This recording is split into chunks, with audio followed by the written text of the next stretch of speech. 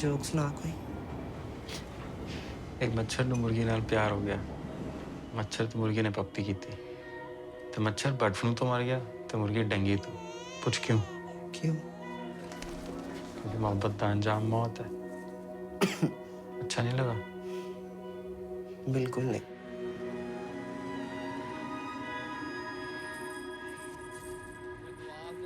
पहले नचा किसी थिएटर से कि नहीं?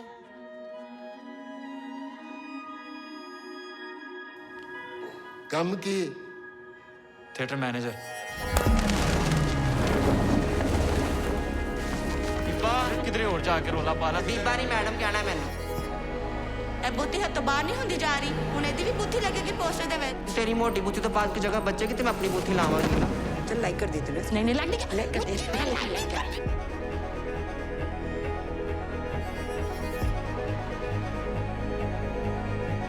Haider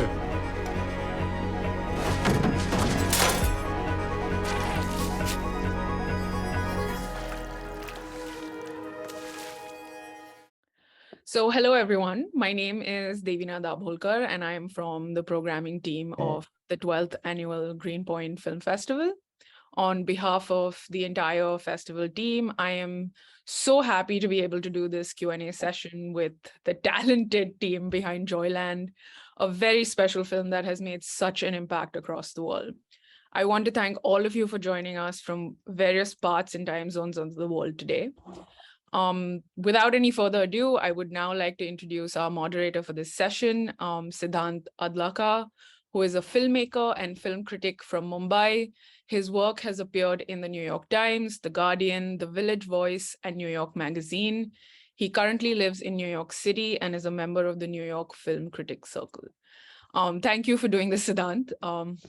You can now take it away. Thank you all for joining me today. Joyland is such an incredible film to watch, especially with an audience. So it's great that the Greenpoint Film Festival has chosen it as its closing night film. And it has been on the festival circuit for quite a while, over a year now at this point, since Cannes 2022. So Saim and Apoorva, I was wondering if you could really quick speak to what this long festival rollout has been like, the sort of back and forth between theatrical releases as well as, various fests here and there, and what the collaboration with Oscilloscope has been like along the way. Need to take this time? Okay. I think our Cannes premiere was obviously amazing. I think it was probably the best possible way we could have dreamed of, and we probably didn't even dream of it for a very long time, to launch the film and the story into the world. I think one of the things about the prolonged festival rollout as it pertains to 2022 was that I think for a regular audience member, there wasn't really a reference for what Pakistani cinema was, at least outside of South Asia.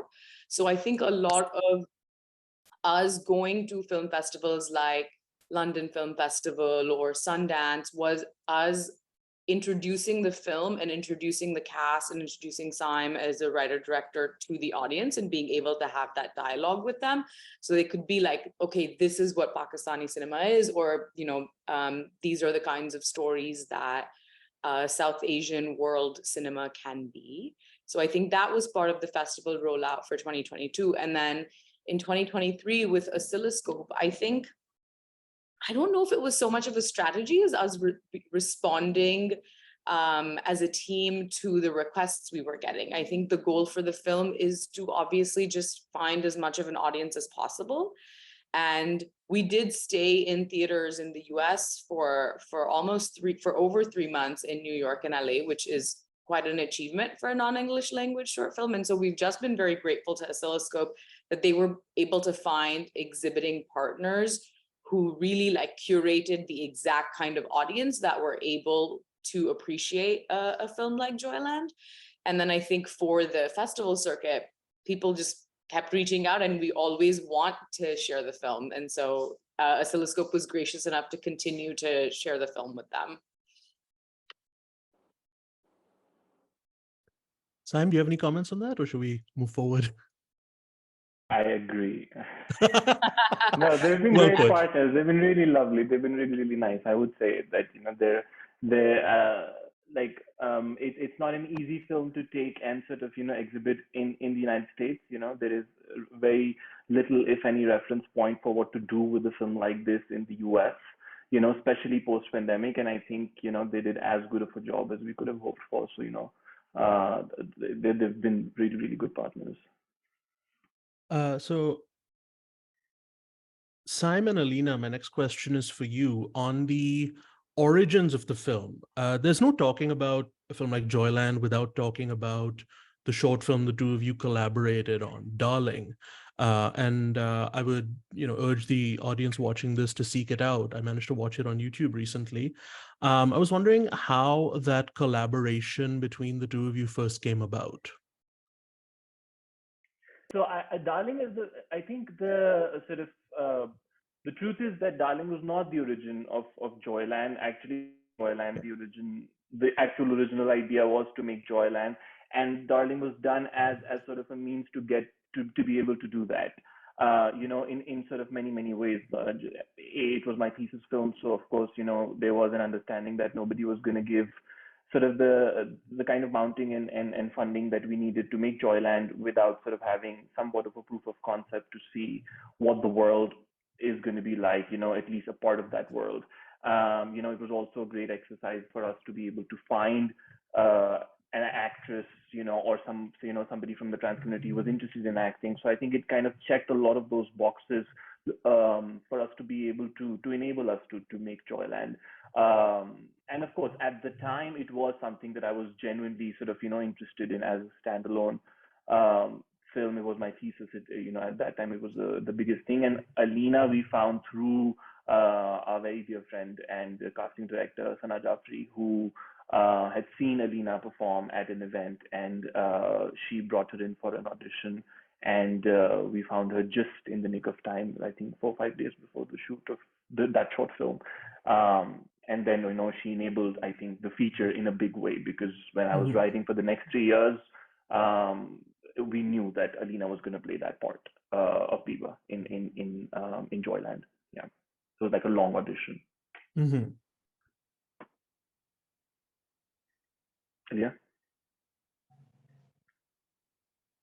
I don't think Alina remembers Darling at all. Okay.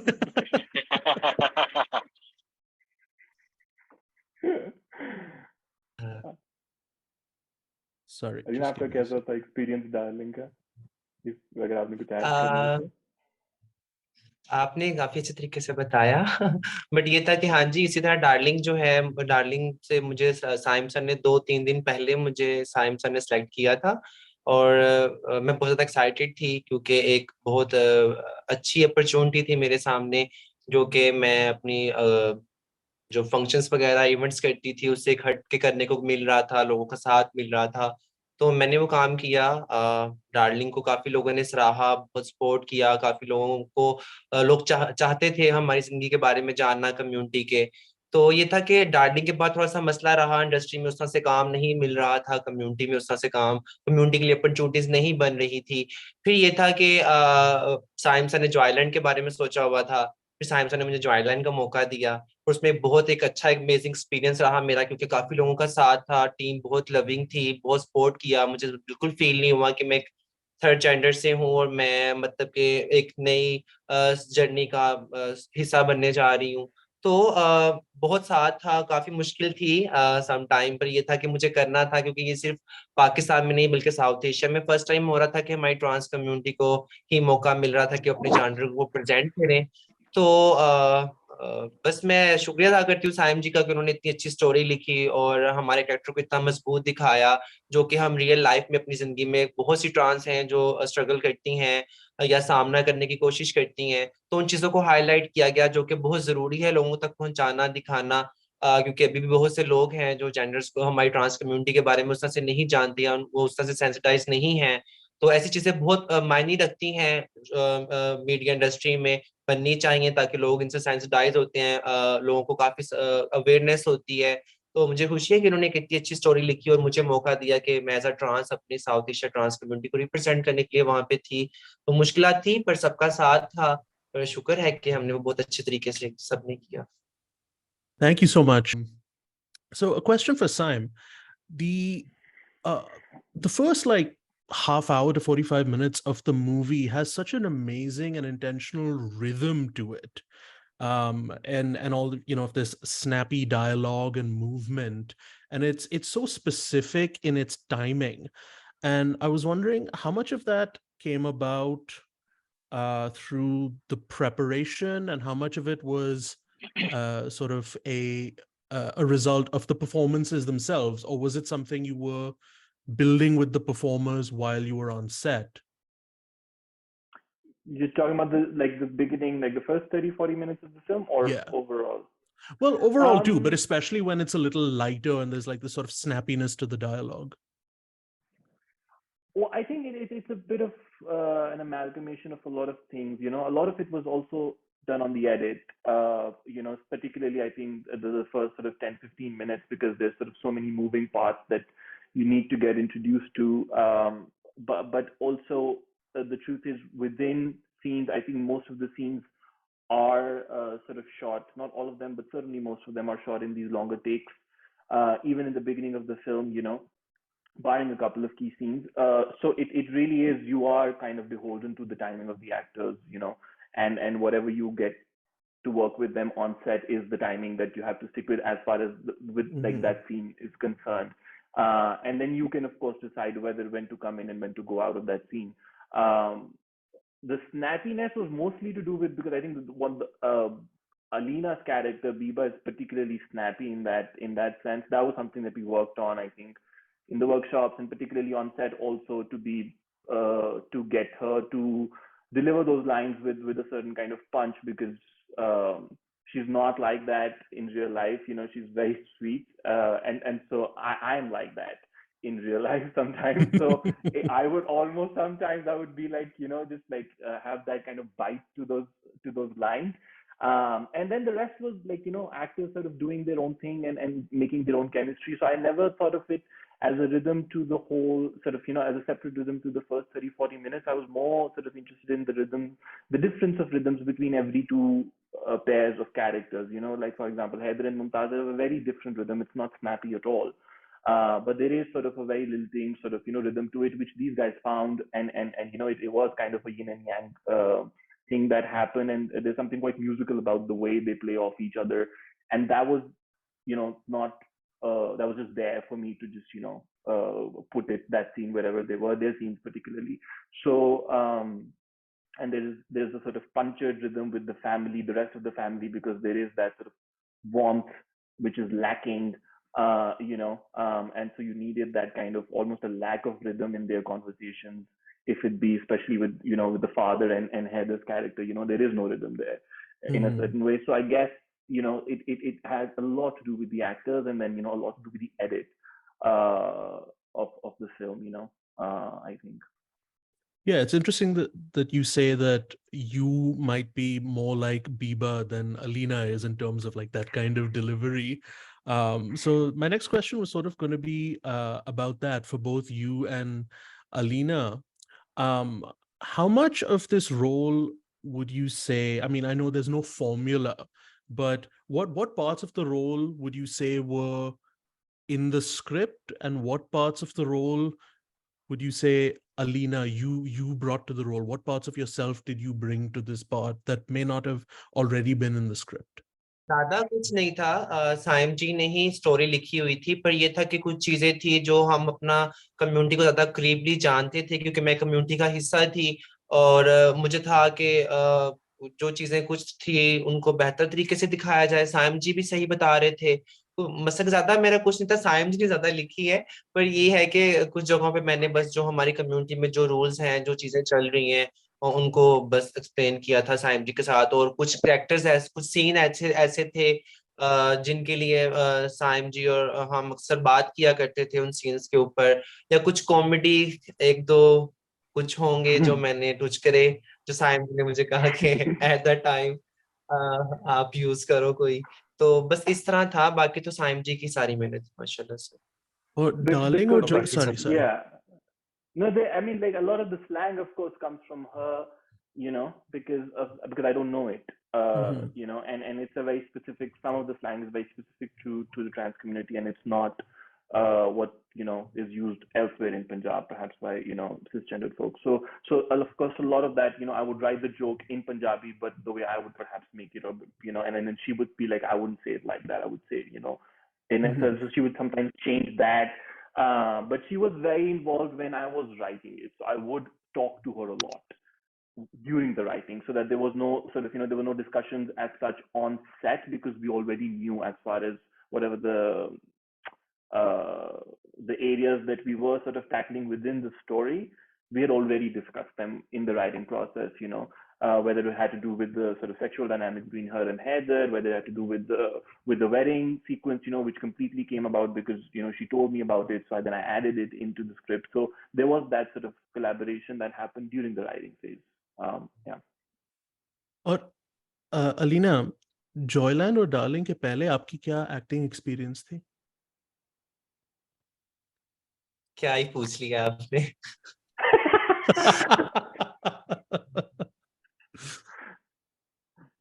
जी बिल्कुल, मेरा acting का उस तरह से कोई experience नहीं था, पर मैं डांसर थी बहुत अच्छी, और मैं कहीं ना कहीं लोगों को लाइव एंटरटेनमेंट करती थी।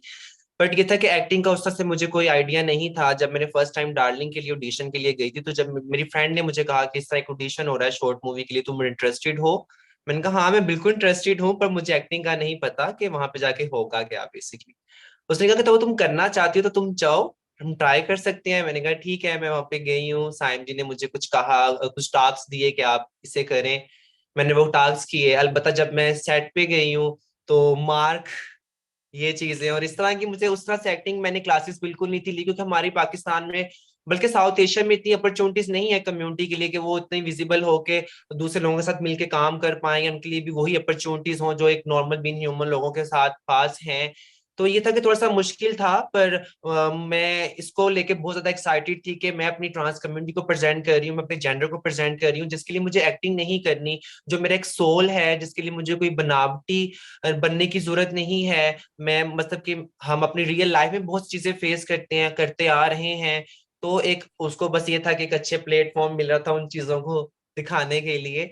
पर ये था कि काफी चीजें हमने भी जिंदगी में फेस की हुई थी, तो बट बाकी सबको देख के भी मैं बहुत कुछ सीखी। सब माशाल्लाह से बहुत टैलेंटेड थे, तो उनको भी देख के कहीं ना कहीं जज्बा पैदा हुआ। कुछ सीन थे जो बहुत डीप थे, गहरे सीन थे, उनके लिए होता था कि मैं स्टिल सोचती थी बीबा जो कहना चाहती है उसको जानने की कोशिश करती थी, क्योंकि मैं एज एन अलीना अगर बात करूं तो मेरी जिंदगी में भी बहुत सी मुश्किलात थी जिसको मैंने एज एन अलीना सोच के मैंने उनका सामना किया। तो उस तरह बीबा की जिंदगी में भी बहुत सी उतार चढ़ाव थे जिंदगी में जो मुझे उसकी तरह बयान करने थे, क्योंकि वो एक ओपन माइंडेड पर्सन थी जो लड़ना जानती थी, जो अपनी जगह बनाना चाहती थी, और मैं थोड़ी सी डिफरेंट थी अपनी रियल लाइफ में। तो बस ये था कि मेरे लिए यही बहुत बड़ी बात थी कि मुझे एक मौका मिल रहा था कि मैं अपने आप को कहीं प्रेजेंट कर रही हूँ, या मुझे कोई मौका मिल रहा है कि मैं बिन ह्यूमन लोगों के साथ मिल के काम करूंगी। तो इस चीज की मुझे इतनी ज्यादा खुशी थी। बाकी मेहनत की मैंने, सेट पे अलग से मैं रिहर्सल करती थी, और घर में आके मैं अलग से प्रिपेयर करने की कोशिश करती थी, क्योंकि मुझे था कि मेरा अभी जो एक्टिंग स्किल है वो इतना बेहतर नहीं है कि मैं बाकियों के बराबर कर पाऊं। पर कहीं ना कहीं सबका साथ है, सबने इतना सपोर्ट किया, इतनी हिम्मत दी कि वो खुद ब खुद एक जज्बा बनता गया, लोग उनके अप्रिशिएट के साथ, उनके साथ कि जी नहीं मैं कुछ अच्छा कर रही हूँ। फैमिली की भी एक टाइम पे सपोर्ट होना शुरू हो गई, तो वो हिम्मत बन गई काफी। I had to ask because you do seem like an expert, so I had to ask. So I have a question now that I'd like to open up to all the actors, Ali, Alina, and Rasti, and Saim. I'd love you to chime in as well if you could. So you all have various experiences prior to this, both in, some of you in film, but also on stage as well, whether as dancers, whether as stage actors, or Ali, I believe in your case, as a playwright. And a film like Joyland, it has in parts this almost theatrical stage-like quality to it as well, with the movements and the blocking. So I was wondering what experiences from the stage did you end up maybe bringing over to the screen or blending with your screen work? Ali? I think one of the things that uh, one of the things that happens every time you pick up a new thing is, or at least maybe it just happens with me, is that it forms a box of its own. It sits in its own place.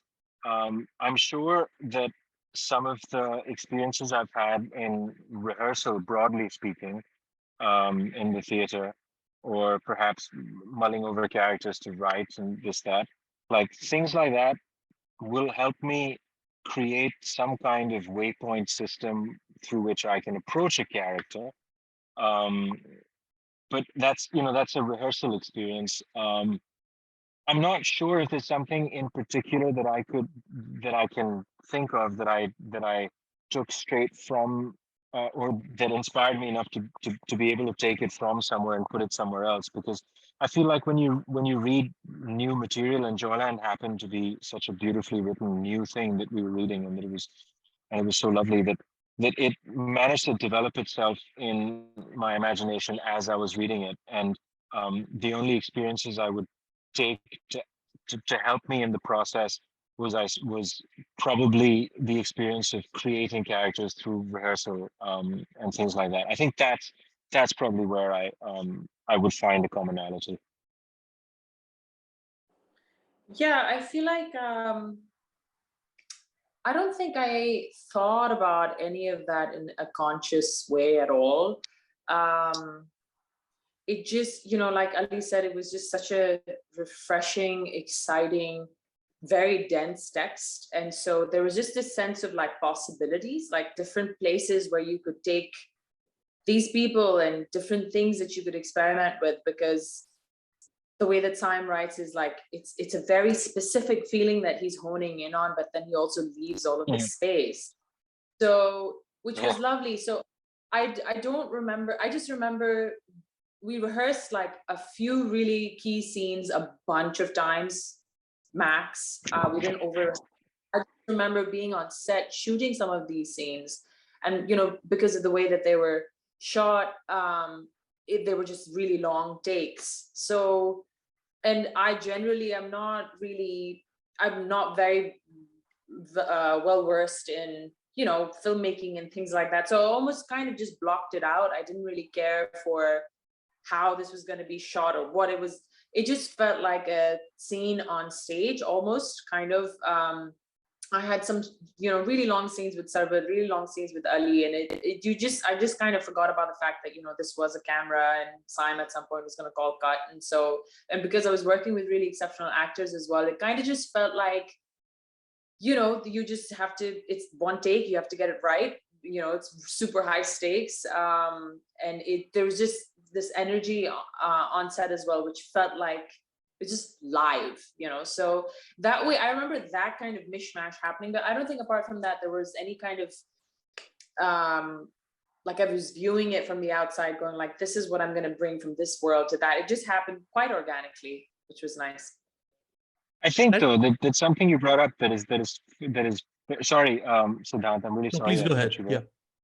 But that's interesting, because I think one of the things from theater that really helps is being able to deal with long takes. Because when you step out on stage, it's D-Day, it's the end. You're there, you do it or you don't. And I think that really helps with, or helped with something like this, with the long takes and stuff. With the theater background that Rasti and I have, it's easy to fit it into that box, which is like, we're not going to cut. So we need to know the blocking, and we need to know, what the motivations are. We need to have them down pat. We need to know where things are happening, and that way we would just, it would come out of that. So that's something that's a good overlap. Thanks for pointing that out, Rusty. I don't know why it escaped me. Saim, anything you'd like to add to that? Yeah, no, I agree, because I was just thinking while they were speaking about the fact that these are like, I mean, two of them, of course, from theater, and Alina, of course, was a non-actor, so it was almost like she was developing her process while the film was happening in a certain way, and so the way the film was happening was her only process, and all the other actors were lovely in their own right that we had. Actually, most of them are, they've done some theater, but most of them come from television. So despite the fact that these were the three new ones and those were the veterans, these three were way more comfortable in doing a 5-minute take, and sustaining it because they come from that training. Whereas the very sort of way more seasoned actors in many ways were perhaps had a little bit more difficulty in sort of being like, oh, it's going to just go on in this long take for 5 minutes and we just have to do it again and again, but the whole thing again and again, So sometimes they would have trouble, but these guys wouldn't, which is a funny thing about the new and the old. Yeah, and because you have all these long takes, so much of the storytelling depends on blocking and movement. And something that I found really captivating about Biba, about Alina's character, is just the way she walks into a room and immediately commands it. And it's almost like she is, through stillness rather than through movement, she's making like the world hers. So if you could ask Alina, was it maybe complicated to kind of have to do the opposite of dancing, just not moving a lot of the time and tell a story that way? Is Alina frozen for me or for everyone? She's frozen for all of us, yeah. Well, you're talking about stillness, so she's still now. Yeah. He was like, this answer. Certainly commanding the room right now. It's very accurate response, actually. We can. I think we'll wait for her to get back. We can wait for it. Yeah. Yeah. जी थोड़ी सी मुश्किल थी क्योंकि हम real life में भी हिलने जुलने से बैठती नहीं है, तो ये था कि थोड़ा सा मुश्किल था, पर ये था कि मुझे था कि एक सेट है, प्रॉपर एक मूवी है, हम उसमें काम कर रहे हैं, तो उतना मूवी को मूव करें, जितना कि बॉडी को मूव करें, जितना हम उससे काम ले सकें। और ये था कि आपने भी कहीं ना कहीं, साइम सर भी मुझे बहुत कहते थे कि ज्यादा बनावटी कोई चीज नहीं करनी है, चीजों को समझना है, जितना अगला आपको इंसान एनर्जी दे रहा है आपने उसके बराबर आपने उसको एनर्जी देनी है। तो कहीं ना कहीं साइम सर मुझे इन चीजों के बारे में गाइड करते थे और मैं उन चीजों को माइंड में रखती थी और मैं कोशिश करती थी कि मैं दोबारा साइम जी को मौका ना दूं कि वो मुझे मतलब कि दोबारा से किसी चीज को एक्सप्लेन करें। मैंने साइम जी से बहुत कुछ सीखा। तो ये था कि बाकी मुश्किल था, पर करने के लिए जब आप करते हैं तो मुझे नहीं लगता कि वो चीजें उस तरह से मुश्किल होती हैं। और बाकी जो सीन, अगर आप कह रहे हैं कि कुछ सीन ऐसे हैं कि जिसमें मैं खड़ी भी हूँ और टेंशन है, तो मुझे ज्यादातर ये फील होता है कि उन सीन्स के लिए मैंने बहुत ज्यादा गौर किया है, बहुत ज्यादा समझने की कोशिश की है, और वो कहीं ना कहीं मेरे जिस्म के अंदर भी वो कैरेक्टर जो था वो समाया हुआ था। मैं बेशक चुप भी थी, तो मेरा जो एक सोल था वो उस चीज को प्रेजेंट कर रहा था, क्या दिखा रहा था उस तरह से कि मैंने उसके लिए बहुत ज्यादा सोचा, एफर्ट की, मतलब कि अपने जानने की कोशिश करती थी कि बीबा बेसिकली क्या महसूस कर रही है, या वो क्या फील कर रही है, या उसकी एनर्जी इस वक्त क्या है। तो इन चीजों को मद्देनजर रख के मैंने काम किया, तो आसान था फिर। पर ये था कि सेट पे खड़े होना सेट पे खड़े होना, हाँ ये था कि हाँ मुश्किलात थी, ये नहीं था कि नहीं, पर मजा आया काम करने का, बहुत से लोगों का साथ था। मुझे अभी भी याद है सेट के ऊपर पांव स्वर्ल हो गए थे हम मेरे, खड़े हो के, मतलब कि सेट पे होता है कि आपको सेटअप लग रहा होता है, फिर दूसरा सेट होता है, कहीं सन बर्निंग स्किन हो रही थी, तो मैंने मतलब कि थोड़ी एफर्ट खुद से भी की। साइम सर मतलब कि सब भी बहुत लविंग थे, बड़ी केयर करते थे, फिर मैं खुद से भी कोई ना कोई एफर्ट करती थी, जैसे डांस था या कोई चीज थी, तो मैं उसमें कोशिश करती थी कि मैं अपने आप को अच्छे से अच्छा दिखाऊं, जो मैं कर रही हूँ मैं इससे भी बेहतर करूं, पता नहीं दोबारा ये मौका मिलेगा या नहीं मिलेगा। पर उसकी वजह यही थी कि मुझे था कि मतलब कि माशाल्लाह बहुत डायरेक्टर प्रोड्यूसर्स हैं जो न्यू डायरेक्टर्स भी हैं, तो वो चाहेंगे कि वो हमसे हमारे कैरेक्टर करवाएं, शायद इसके बारे में सोचें।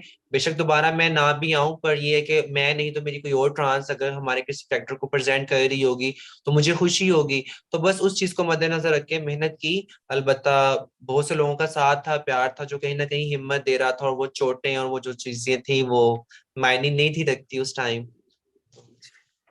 Thank you.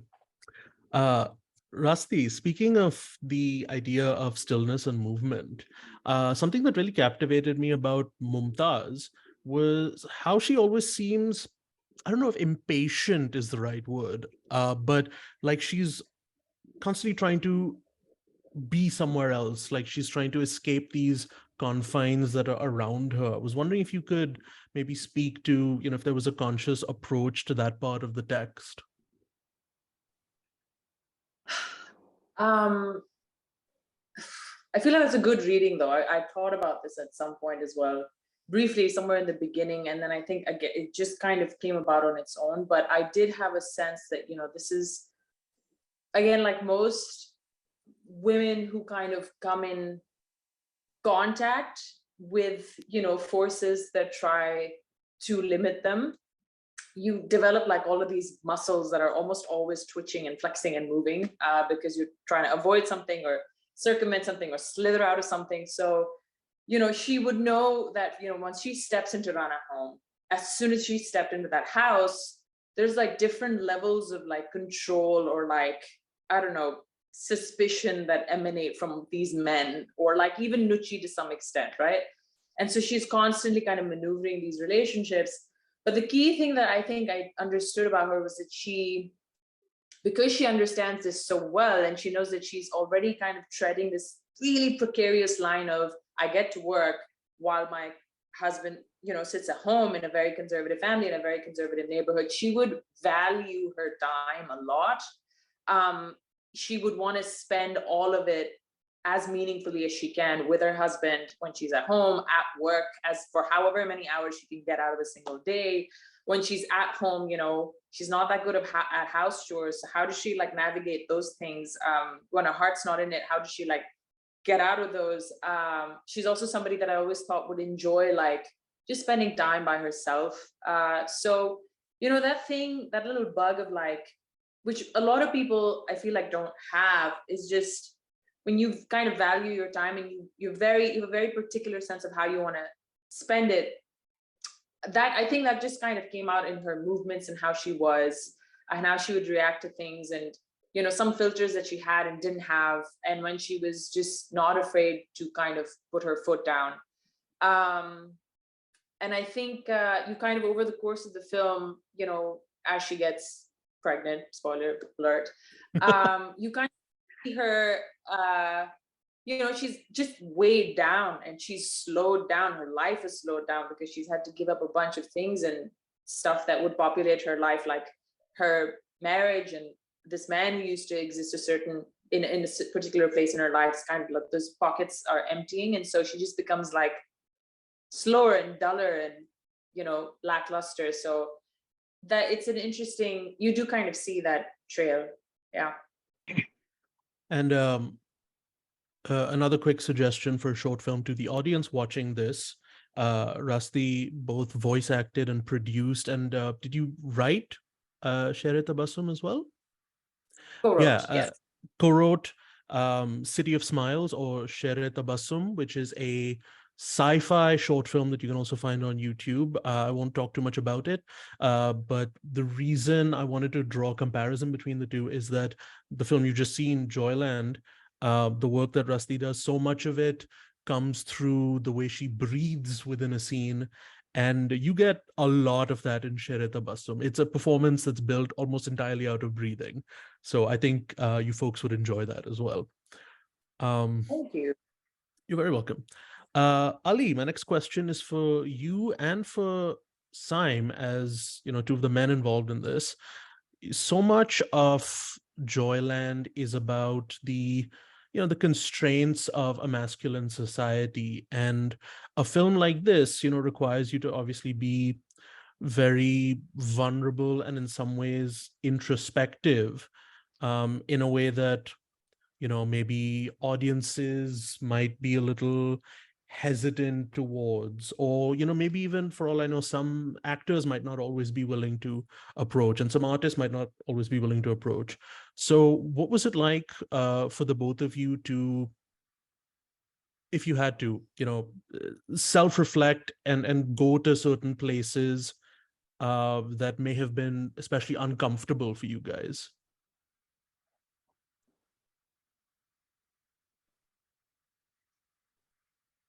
Saim, you wanna, like, You go. Okay. um,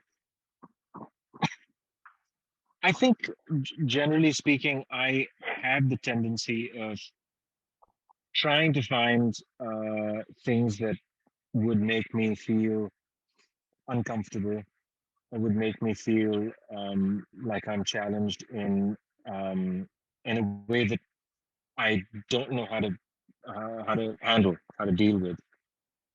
And reading this script, um, I think I didn't.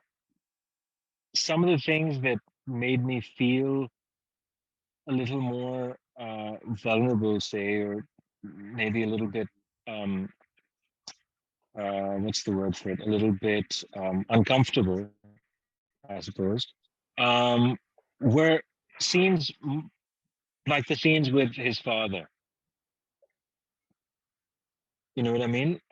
Scenes in which there's a lot of dissonance between um, people, which seems to be the root cause of, or it seems to be playing a big part in who Heather is. The relationships that reassured him and made him who he was, like his relationship with Mumtaz, like his relationship with Nuchi. Um, but then there were uncomfortable relationships, and those were almost um, always those with other males, whether in his uh, workspace or whether it was in his family.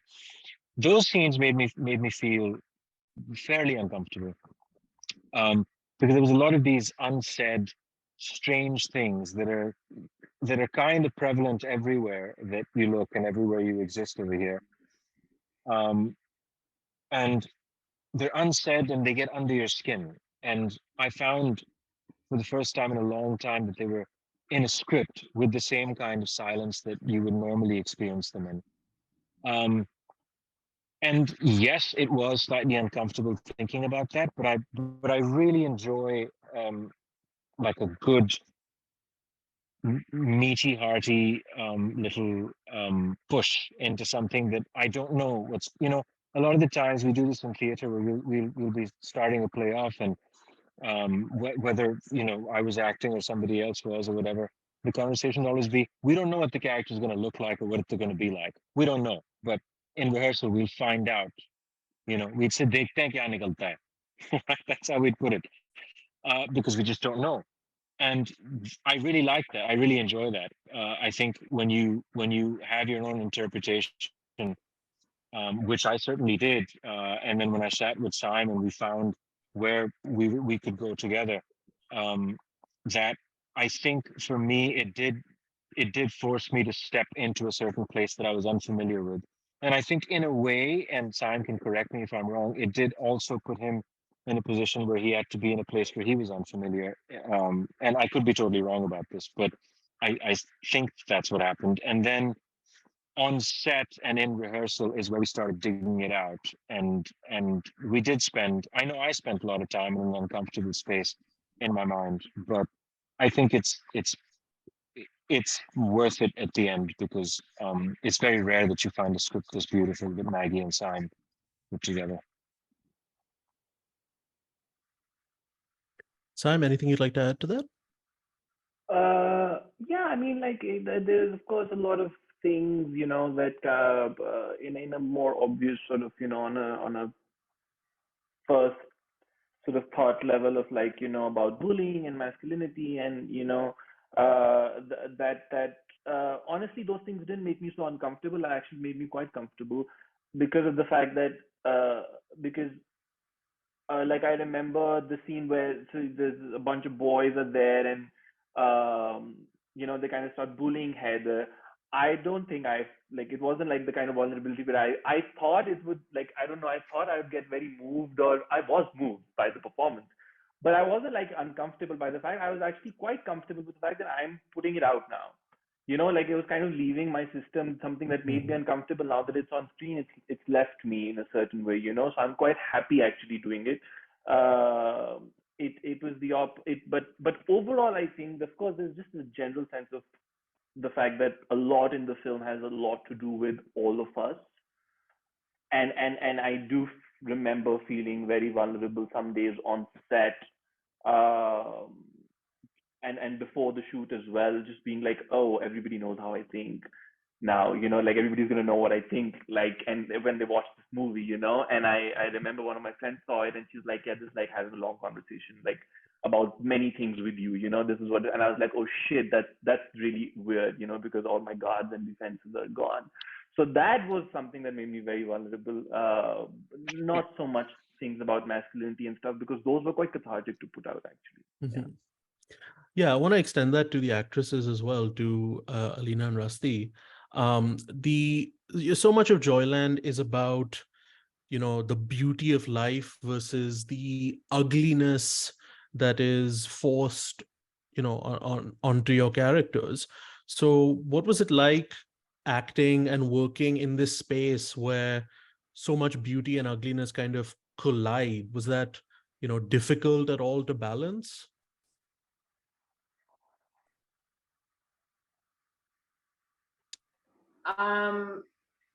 It was, yeah.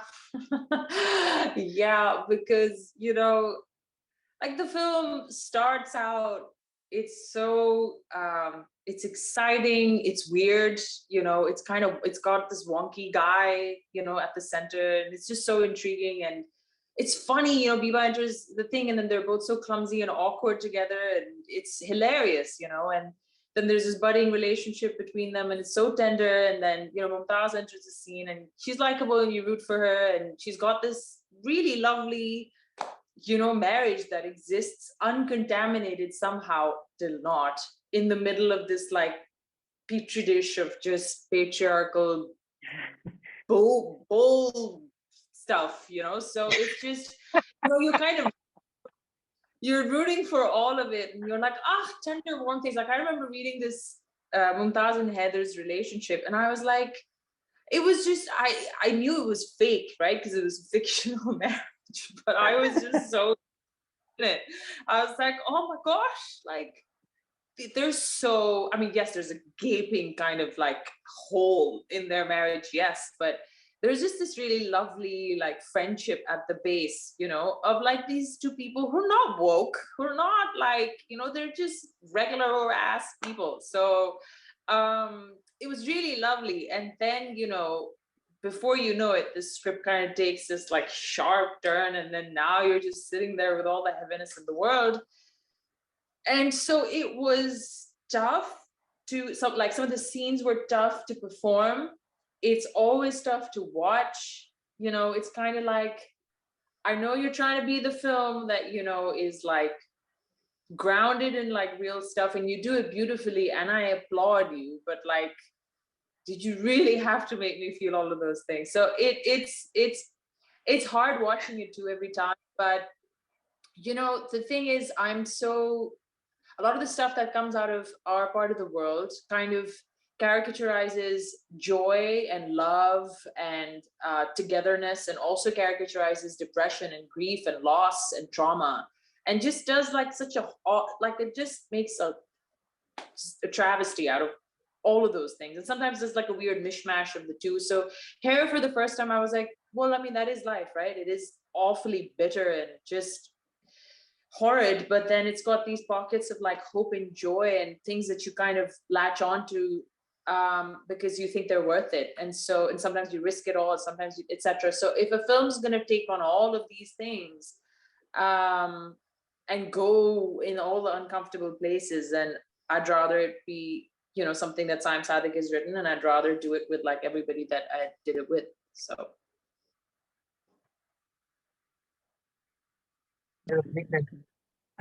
अगर मैं अपने character से हट के बात करूं, तो मुझे नहीं लगता कि सिर्फ एक पीपा के कैरेक्टर में ही या उसकी जिंदगी में ही मुश्किलात थी।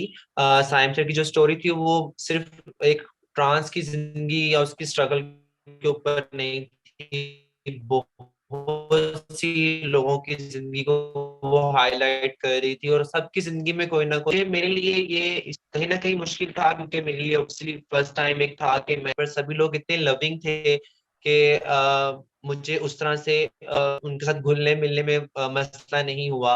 पर ये था कि अगर मैं फिल्म की बात करूं, तो फिल्म मेरे लिए काफी मैटर करती थी इस लिहाज से कि इसमें हमने किसी को बनावटी नहीं दिखाया गया, एक नॉर्मल बीइंग ह्यूमन लोगों की तरह दिखाया गया, जो कि हर किसी की जिंदगी में कुछ ना कुछ उतार चढ़ाव होते हैं, हर किसी का एक अच्छा मोमेंट भी होता है, कहीं ना कहीं वो सैड भी होता है, कहीं ना कहीं उसे कहीं ना किसी से जेलसी भी होती है। तो ये चीजें जो थी मुझे लगता है कि मेरे लिए तो बहुत मुझे तो बहुत कुछ सीखने को मिला।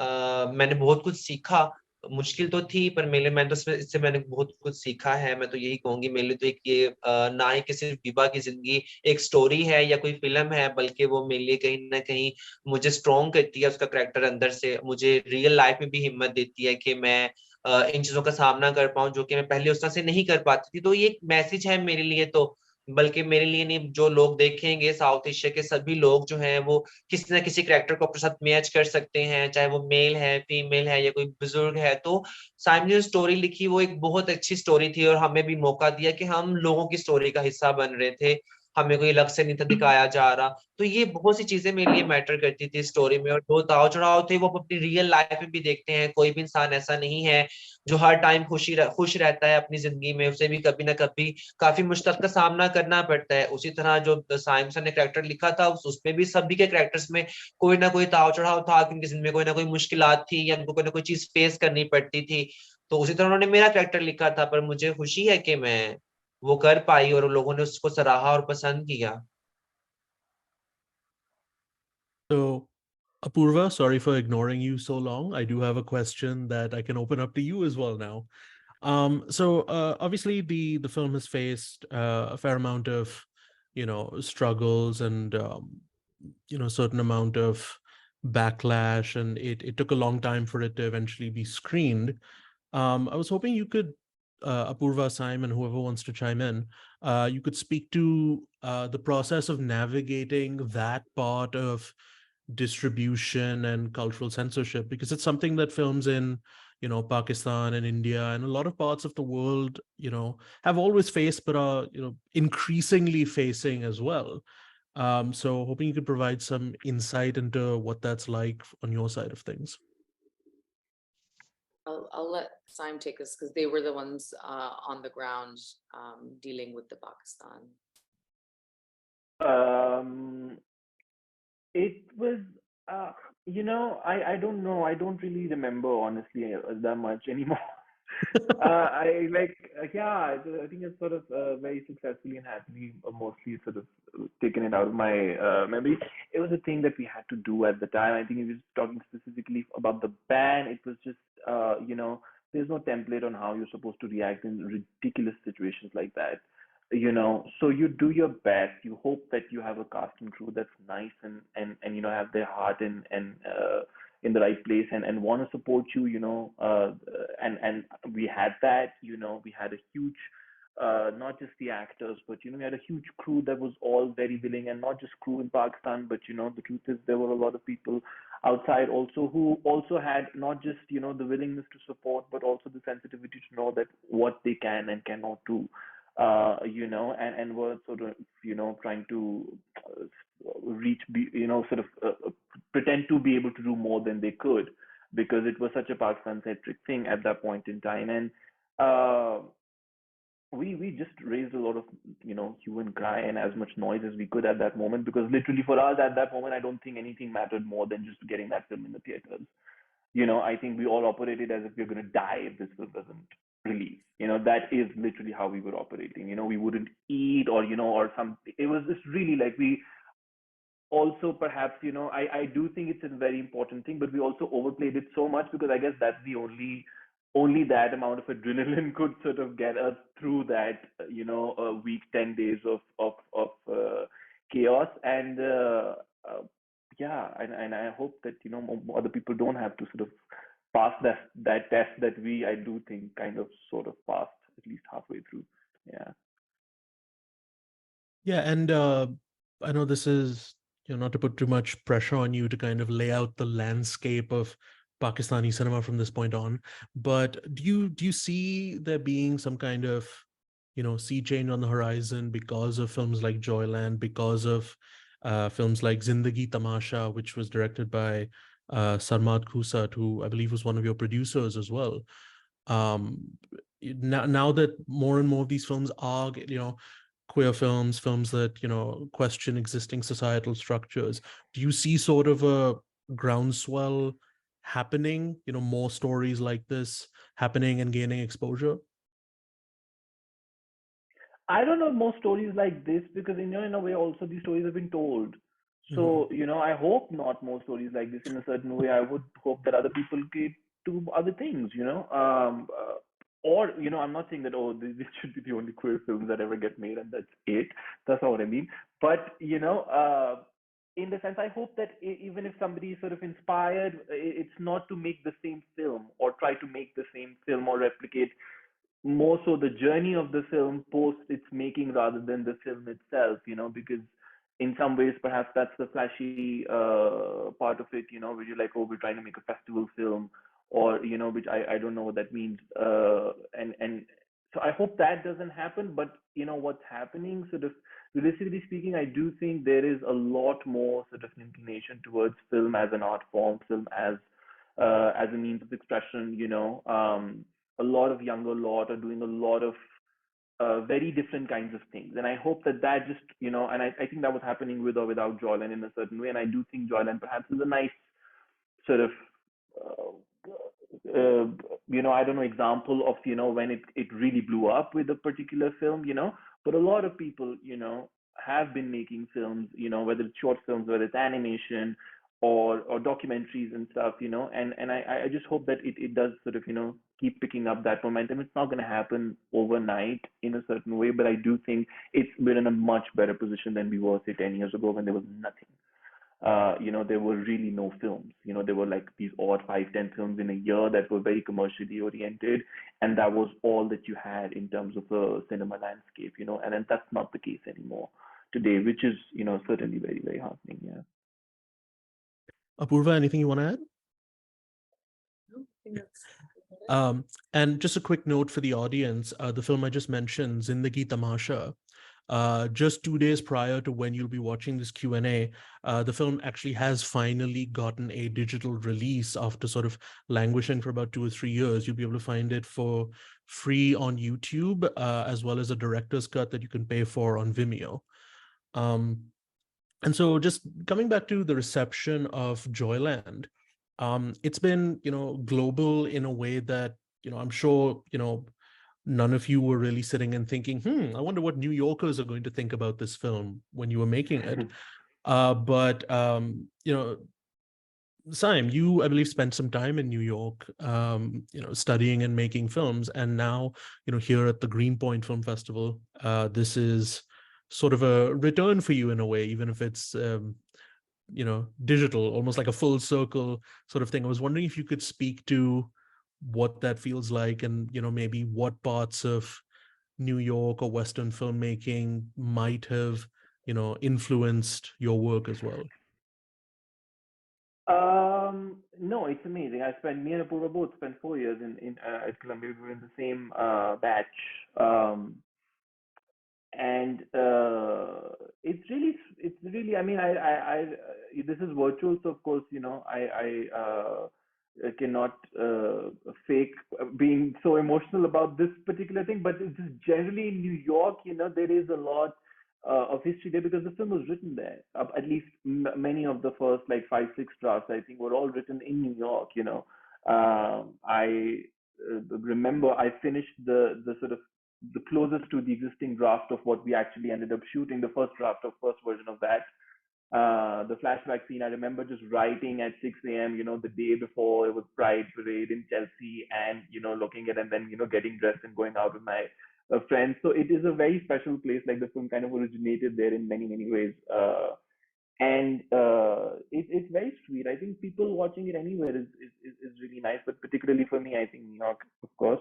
Western influences, I think, less. I think not so many Hollywood influences. The a little bit more European. I have a lot of Indian influences. That's the truth, which I'm very proud of. And it's not just Satyajit Ray and sort of the filmmakers of yore. There are like a lot of contemporary filmmakers who I think are very interesting and smart and good.